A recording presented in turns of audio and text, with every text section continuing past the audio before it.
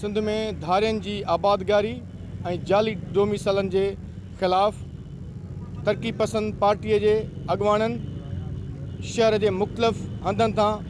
वॾी तइदाद में रैली कढी नवाबशाह प्रेस क्लब ॿाहिरां एहतिजाजी मुज़ाहिरो कयो आहे ऐं हीउ एहतिजाजी मुज़ाहिरो तल्के सदर शहनवाज़ कीरियो,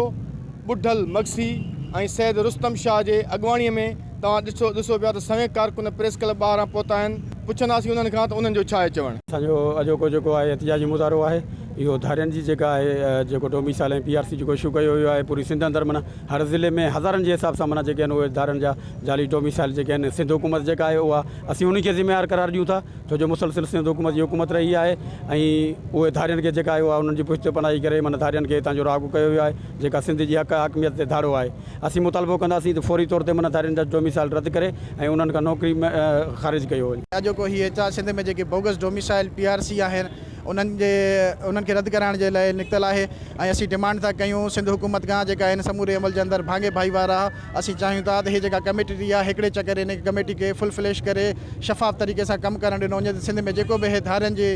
जो डोमिसाइलनि जो गंद आहे ऐं नौकिरियुनि जी लताड़ आहे, मेरिट जी लताड़ आहे, उनखे ख़तमु करे हिकिड़े चकर हिन खे सज़ा अचणु खपे। धारियनि जी आबादगारी जेकी आहे 1954 खां पोइ आयल जेके धारिया आहिनि उन्हनि खे सिंध मां नेकिया ॾिनी वञे ऐं डोमिसाइल PRC जेकी ठाही पई वञे उन्हनि ऑफिसरनि खे जिन ठाहियो आहे उन्हनि खे कहिड़े गिरफ़्त में आणियो वञे त जीअं जेको हिते जेको सिंधी माण्हुनि जो हक़ु आहे उहो न खसियो वञे ऐं सिंध जो नौजवान बेरोज़गार थींदो पियो वञे,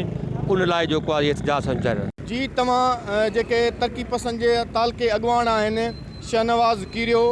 सैद रुस्तम शाह ऐं ॿुढल मगसीअ समेत जेके बि हिते एहतिजाज में शामिल आहिनि उन्हनि पंहिंजा वीचार वंडिया। टाइम न्यूज़ सां उन्हनि जो इहो ई चवणु आहे त सिंध में जेका आबादगारी आहे उनखे जेको आहे सो बंजो ॾिनो वञे ऐं उन्हनि इहो बि चयो त हिते जेको आहे सो जेके जाली डोमिसाइल आहिनि उन्हनि ख़िलाफ़ कानूनी कार्रवाई कई वञे। जिन ऑफिसरनि जाली डोमिसाइल ॾिना आहिनि ऐं उन्हनि जा डोमिसाइल रद्द कया आहिनि जेके हिते सिंध में जेको आहे सो उहे पंहिंजो